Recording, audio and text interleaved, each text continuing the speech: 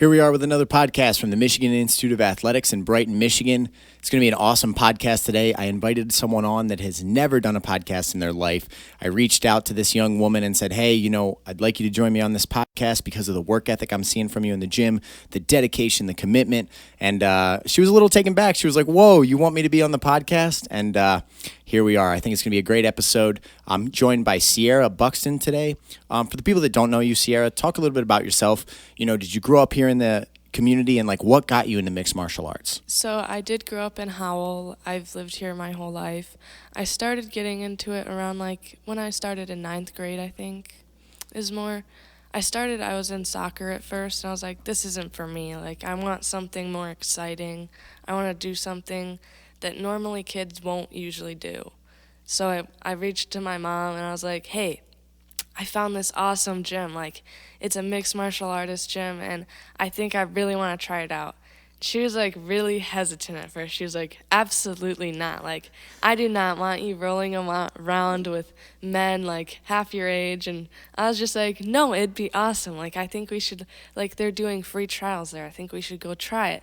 So she accepted it, and she said, I'll let you do one trial, but after that, I'm not doing it. So I was kind of disappointed, but when we went, I was like, this is it. This is what I want to do. I want to do this sport and show people that you can do anything you want. And my mom, after the first day, she was like, no, you're not going back. So that was a bit upsetting. So I was 3 months after, I started training in my gym, and I was taking videos, and they were just not great. I was my posture was all over the place, and so I was like, Mom, I really think we should go back to that place because I really think this I want to do this. And she's like, okay, I'll let you do it if you really want to do it. So she signed me up, and that's where I started. It was there, and I really, really liked it. That's awesome. So now let's fast forward a little bit. Has your mom come around at all? Is she supportive now? What about your dad? Because how long have you been training here at the academy? 2 years. So you've been here 2 years now. How do they feel about it at this point? They're good. They don't really care anymore. They're still hesitant about being injuries, anything like that. But so far they're pretty supportive. That's awesome. So you grew up playing a bunch of sports. What sports did you play growing up? I mean, soccer your whole life? I dabbled in a lot of sports. I did softball, soccer, swimming. It was all over the place. I didn't really know what sport really called to me yet. So were you a fan of mixed martial arts before you got into training? Were you watching UFC and those things? Or did you saw that there was a mixed martial arts academy in your town and was like, I'm going to do that? I never really watched the UFC or anything, never really got into that. I just saw that there was a mixed martial artist gym, and I was like, let's do it. So that's incredible, Cierra. So now, you're 2 years into the game. You're incredibly talented already. Everybody that sees you on the mat, you have a lot of people talk about the skill that you've developed in a short period of time. You joined the SFS Elite program, which is, a program for people that are truly dedicated to trying to be the best version of themselves. Mm-hmm. Talk a little bit about what it's like training in an environment where you're seeing teammates and stuff. I mean, Josh Parisian just won his UFC contract in Vegas. Colin and Cody are fighting for UFC contracts coming up. Alicia, a girl that you've trained with, is fighting for the world title September 17th. What has the Elite program been like? What is it like training around those people? Just talk a little bit about that. It's awesome. I really like the SFS Elite program because you're all working together for the same thing. So when you all work together, it's you're all putting your mind together and you're all helping each other out. There's not one person oh, I'm going to be the champion. None of you can do it. He's not oh, I want to be the champion. You guys can't. Everyone's working together and helping each other in ways that can help you grow more to get in the UFC or whatever you want. So do you see competitive, fighting as being something in your future? Do you think you'll be taking an amateur debut when you turn 18? Talk a little bit about what's the future hold for Cierra. For me, I think I want to try going to the Olympics for boxing at first, and then start from there, maybe see what happens, and then maybe after I get there, I maybe branch off to the UFC or something. That's awesome. That's extremely exciting. So the cool thing about that is you're actually able to compete in boxing before you turn 18. Oh. So like in amateur mixed martial arts, you have to be 18. You have to have a parental signature. Anyway, you have to be 18. They used to have a rule in effect where you could do exhibitions with a parental signature, but that's gone now. You have to be an adult to train in or to compete in mixed martial arts. But with boxing, I mean, you could do Golden Gloves. That's in March if COVID hasn't ruined that too. Yeah. So you can already start, being a competitor, and I think you'll do extremely well. Where does the drive that you have come from? Because so since we started the Elite program, two people stand out more than anyone else. It's you and who's the other person? You already Tegan. know. Exactly. Yeah. You and Tegan. You and Tegan are at almost every practice you're able to be at. You work from start to finish. I've never heard a complaint from either one of you. Where does that come from? Like, what is causing you to be so dedicated? Because most people your age haven't found that yet. Right. They're still trying to find themselves. They're still trying to find how to be personally responsible and accountable. Where do you get that from? Well, I know what I want already, so I'm going for it. Like, I want it. I want to be the champion of Olympics or UFC. So the only way you can get there is like to train your hardest, to be the greatest, like work out every day, be there at the gym. No excuses. Like, excuses don't matter when it comes to being the champion. That's awesome. Man, I'm telling you what, there's some professional fighters out there that could learn from this young woman speaking knowledge over here. You're 100% correct. I mean, the dedication level that you put in is going to be the results that you get back. I've watched a ton of people through my lifetime that are incredibly talented that don't really have the work ethic that won't make it. And I've watched people with incredible work ethic that just don't have personal accountability. Like, they don't keep themselves accountable. When they show up, they work hard, but they're not consistent. You like you said, if you want to be a champion, you have to fill each facet of the game. You have to learn how at a young age to do it. And you're on that track already. Yeah. So let's talk a little bit about, being in a sport that is so complex because you have to learn how to grapple. You have to learn how to wrestle. You have to learn how to do jiu-jitsu. You have to learn how to box and kickbox. Do you find that it's super overwhelming, or because you started with like a blank slate, has it been a smooth transition into the sport? Because people on the outside tend to look at mixed martial arts and like, man, if I didn't start that as a child, I can't do it, which is definitely not the case. I mean, you're a perfect example. You've been in here 2 years. You're already turning into an awesome mixed martial artist, but so many people are intimidated by the fact that there's so much to learn. What has it been like for you having to learn so many different elements? It's been easier for me to learn more, like going from jiu-jitsu to maybe wrestling, because they're kind of like the same thing. There's just more. In wrestling, there's more takedowns. Like, it's kind of different than jiu-jitsu, but jiu-jitsu's also the same kind of thing, like for takedowns if you're trying to take someone down. So that part, I think, is a bit easier to learn from. But if you go from, like, mixed martial arts to, like, boxing, it's a bit different because there's no kicks in boxing. The positioning's different, which could, like, be harder for more people. It was kind of hard for me coming in doing like boxing to mixed martial arts, because the kicks, you have to be like flexible with the kicks. For getting a high kick, your legs have to be flexible to get up there. So it's a bit different, like for mixed martial arts to boxing. It could be a bit harder. So let's talk a little bit about 2020, because it's been the most wild year that any of us have ever lived through. Probably the most wild year we'll live through in our lifetimes. Has it been a bad year for you? Has it been a good year for you? Have you learned a lot during this year? Just talk a little bit about 2020. What has it presented from you? For 2020, when all gyms closed, it made me like mad. Like, I wanted to go to the gym to train, but I have Max also I train with. He did online videos during quarantine in the mornings, so I'd always wake up at like 9:30, and then I'd go do the online videos, which gave me like more to look forward to in the days when we were all in quarantine.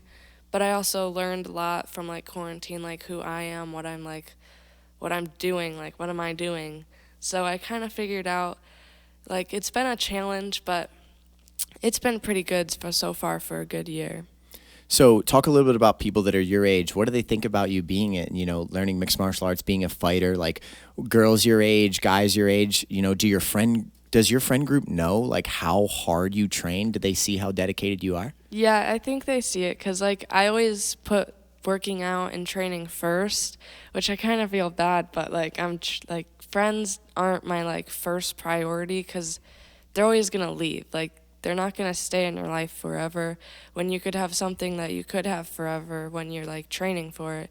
So I kind of make more time for the training than I do for like friends, but I always do put like friends like second. Like I always try to hang out with them, and they kind of like see that I'm trying to like get somewhere, and they understand, I think. So Man, it's incredible just sitting across the table from you and talking to you.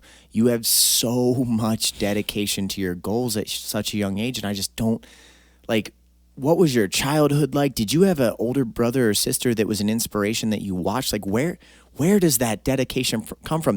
You're probably the 1% of people of your age that have the mindset that you have. Where does that come from? I think it started when I was 4. I started doing karate, and I was the only one there that was like taking it serious. Like everyone else was just like, oh yeah, this is just something my mom signed me up for. But whenever like we would like fight with like the coach, I'd always just bash him with body shots. I was always like his favorite. He was always like, I don't know like where you're coming from. Like your dedication to this is like amazing. And I don't know, I guess I just wanted like to beat him up or something. Like it was fun to me, like really getting in there and punching his body, and he was just like, oh, this is so fun. And then over the years, I guess I just quit karate. I was like, it's not my thing. Like stretching like 24/7 in that class, it's not what I want. I like want more punching, kicking. But I don't know, dedication, I just think it's like something you really want to go for. Like if you want to reach something, you just have to go for it. Do you have like a vision board or a journal or anything that you keep where you like have your goals written down, or are they just all right here? They're all just up here in my brain. So That's awesome. I would challenge you. You should sit down and make like a vision board and like, like a 1-year goal, 3-year goal, 5-year goal, and really write down like what you're going to become, because the dedication that you have, if you can envision what you want to be, I can guarantee you that you can do it. Because I've watched people that are nowhere near where you are currently go to the UFC or go to world-class level with, a fraction of the dedication that you had at your age. Actually, not even semi-close. You know what I mean? Like you're really going to lead the way for, people that are looking for an example. Like, how do you do that? How do you become successful to that level? You're going to be able to tell them the story of like, this is how I achieved what I wanted. I put it as my top priority. I put my friends second. I focused on my goals. I knew what I wanted to achieve. I knew I get one shot at this life. And when I look back, I want to be proud of myself. Right.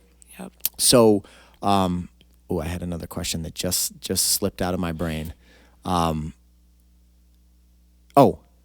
you were going to talk to other women that were, maybe wanting to do something like you, they want to learn to find the inner strength in themselves, they want to grow, like, the way that mixed martial arts would promote somebody to grow, right. What would you tell them? Because so many people are intimidated to make that first step in the door. You know what I mean? Because it is an intimidating place. You're going in to train where fighters train, and like your brain naturally makes this into a big deal, even though fighters are some of the nicest people you'll ever meet. What would you tell someone on the outside if a young woman that was your age came up to you and said, Cierra, I'm kind of thinking about mixed martial arts? What would you tell somebody? I would tell them that you should try it. Like, it's a good sport. Like, if you have low confidence, this will build your confidence much higher.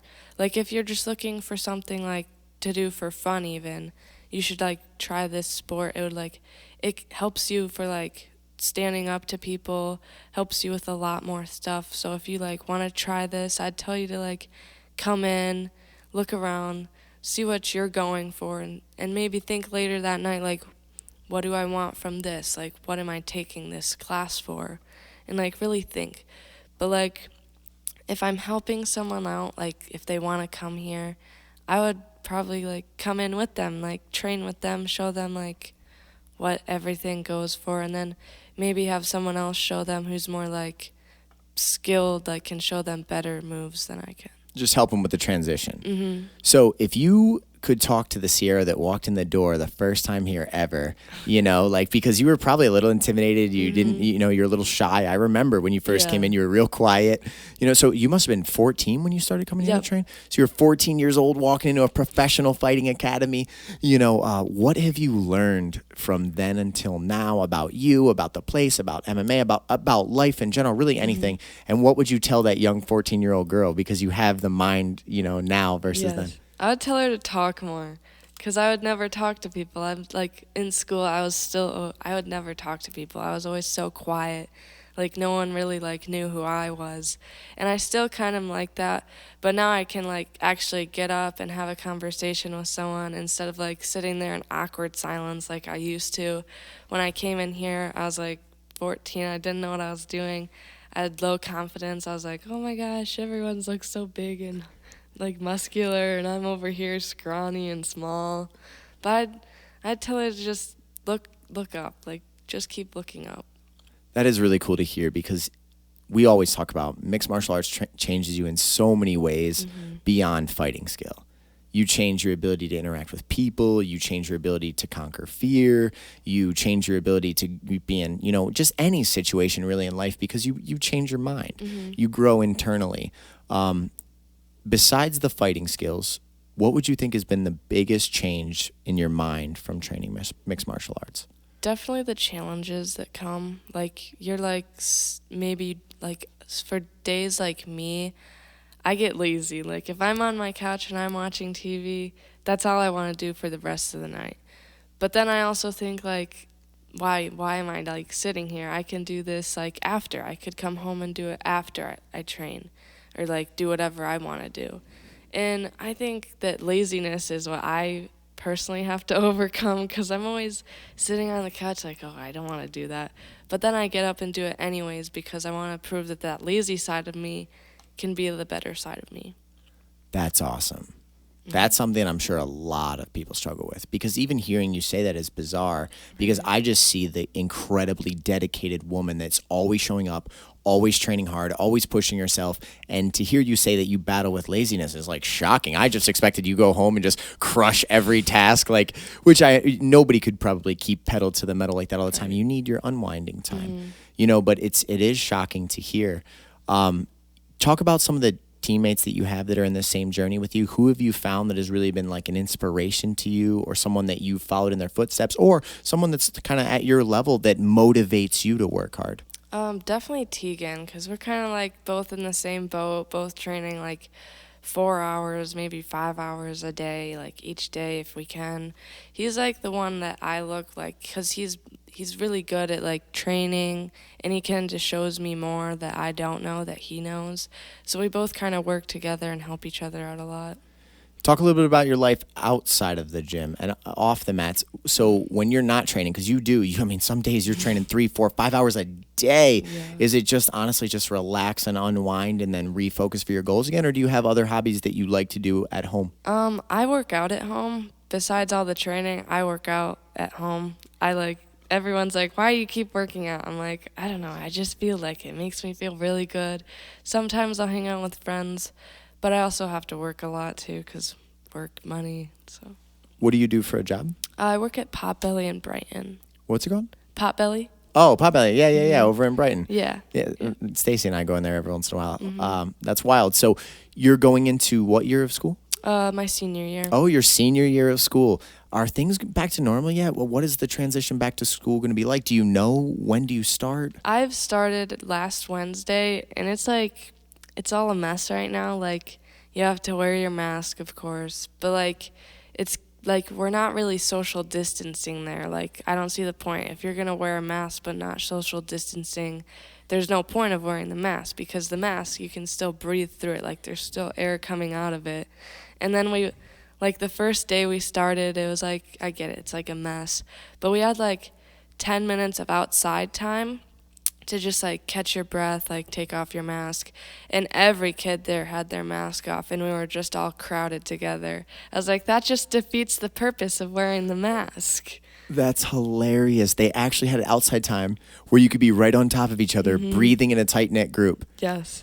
Oh my God, that's amazing. It's just going to be a wild year with all these changes and everything that's going on. For sure. I wonder if those, if they'll be able to keep these rules and stuff in place, because I mean, I know my personality type. If I was back in school right now, I would get kicked out of school, because I'm not doing it. Yeah. I already have enough in my young life that I'm trying to deal with, that I'm struggling with. And now you're going to try to put this mask on me and do I'm not going to do it. So I give you props for what you have to go through here. And luckily you've been able to live your life up through your 11th grade year without this chaos. Right. Now you have 1 year of trying to figure out, you know, what the heck is going on. Yep.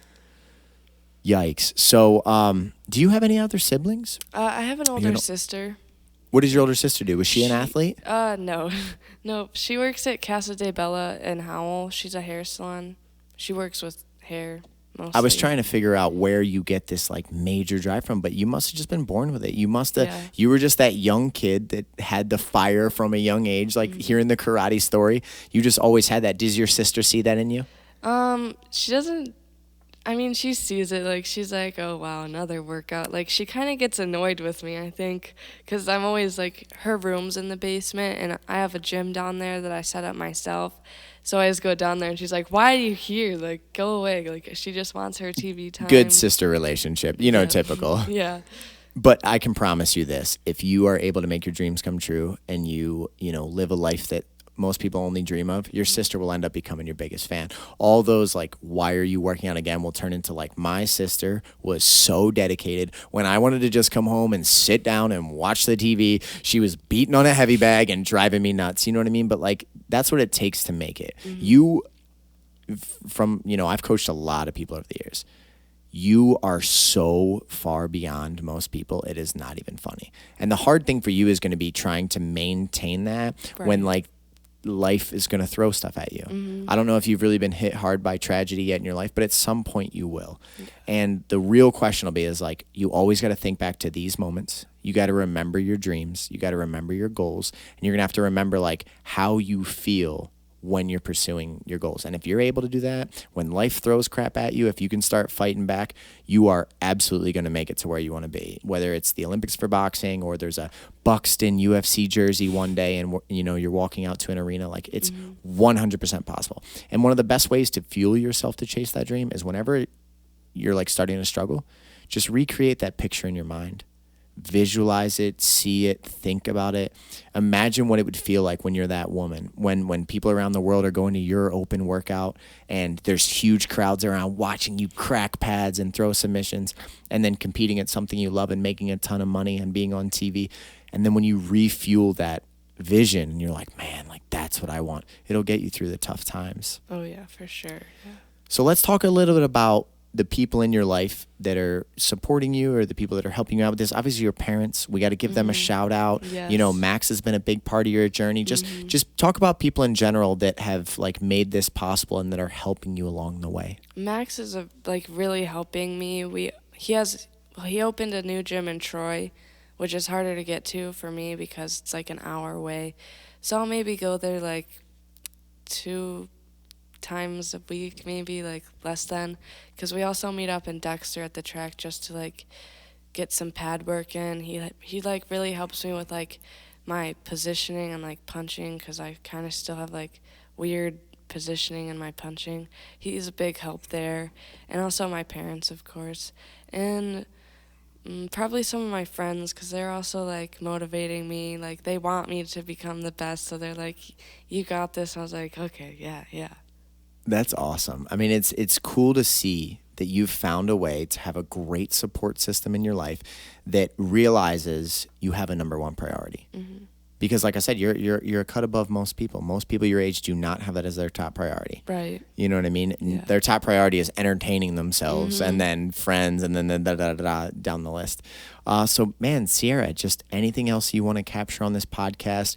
One day you'll probably be 21, 22, 23, 25 years old, looking back at this and looking back at you're 17 now? 16 still, but I turned 17 this week. This week? What day's your birthday? August 27th. Oh my gosh, it's almost the happy birthday podcast. So in 3 days, it's your birthday. You'll look back at this one day, and this will be a cool memory. So just anything you'd want to capture, just anything in life that you'd like to capture in this glimpse of time. I want to say thank you to you too, because this gym, I wouldn't be like here right now being the greatest, like having all these skills if the gym wasn't here. So also thank you, and like thank you for all the coaches here that are helping me too, and also like the SFS Elite program has really helped too. Like that is gonna be probably something that everyone can go to really improve what they're wanting to go for. Imagine 3 years from now when the SFS Elite program has an army of super successful fighters that are just crushing their dreams together. Like when you guys were all sitting on that wall on Sunday, it filled the entire wall. And I was looking down the row and I was like, man, the amount of potential and talent sitting on that wall is unbelievable. Like our first generation fighters in this building, they made it to where they were with 0 requirements. 0. All they had to do was show up to the academy, put in the work, and we were going to try to help them make it as far as they can. And we still put women in the UFC, men in the UFC, people all over the world with no requirements. When you're holding people to this gold standard that we've set, the level of athletes that are going to come out of this gym, it's going to be incredible. And you're going to look around you at the Tegans and all of these other people coming up with you. And there will be like a brotherhood formed where you'll know that like they dedicated, I dedicated, he dedicated, she dedicated, and we all crush this life together. Right. You know, so, all right, well, we'll wrap this thing up. It was awesome having you here today. And, you know, I'm sure we're going to do more because you're going to, I mean, before your first fight, I'm going to bring you back in and I'm going to say, hey, how you feeling? What's it like? You know, yeah, just, man, I enjoyed it today, and keep up the dedication. Thank and if you you can find a way to inspire other people around you or like explain to them how you just a couple of things you've said to me today where you say, listen, I make this my top priority. This is number one. That's powerful. If we can get more people to think like that, more people will crush their goals. Life can suck. Right. Life can be depressing. Life can be frustrating. Life can be, you know, make you feel helpless, or you can fight back. And you're fighting back. Yep. It's all up to you. Girl, incredible podcast. I can't wait to get this thing edited up and get it online. So again, this is James Gray from the Michigan Institute of Athletics in Brighton, Michigan with Cierra Buxton. We give everybody a free week here. So if you listen to this story, you see Cierra, you see the dedication this young woman, you know, has, and you want to put your child in this program, or you're a young adult or an adult that wants to come in and train in this environment, reach out to me, reach out to Cierra, come and see us. Don't be intimidated. The 14-year-old woman that strolled in this door one day is now the woman that you see sitting across from me talking about crushing this life. So thank you guys for tuning in. Thank you, Cierra, for being here. Thank you. We'll wrap this up.